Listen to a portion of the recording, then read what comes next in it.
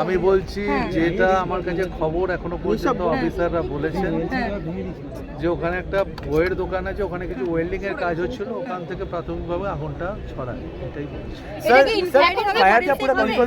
Inquiry forensic বোধ সবটাই হবে। এখন কি পুরোপুরি নিয়ন্ত্রণে বলতে পারবো?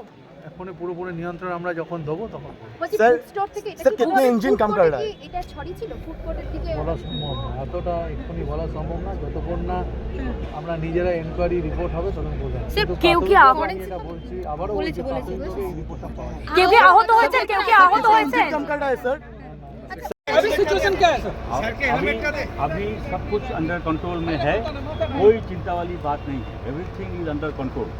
স্যার ফায়ার এক্সিট কি ক্লিয়ার ছিল?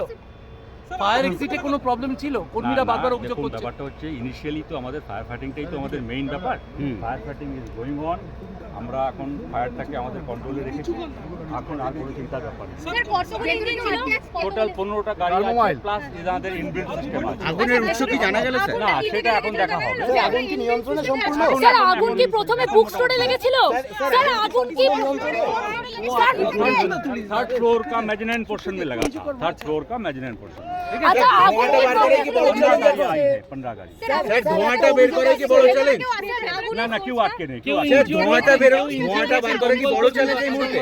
না ধোঁয়া বার করা হয়েছে, ধোঁয়াটাকে পুরোপুরি ব্রেকেজ করা হয়েছে। দেখতে পাচ্ছেন আমাদের গাড়ি কাজ করছে। স্যার আগুন কি প্রথমে বুক স্টোরে লেগেছিল? মলের কর্মী কেউ আহত হয়েছে? না আহত কেউ হয়নি। স্যার একটা অভিযোগ আসছে ফায়ার এক্সিট ব্লক ছিল, যে কারণে মানুষ নামতে পারেনি। দেখুন এখন ফায়ার ফাইটিংটা প্রায়োরিটি, তো এখন ফায়ার ফাইটিংটা আপনারা পৌঁছতে গিয়ে কি কোনো সমস্যা? না আমরা সমস্যা পাইনি, আমরা ফায়ার ফাইটিং আগুন কি প্রথমে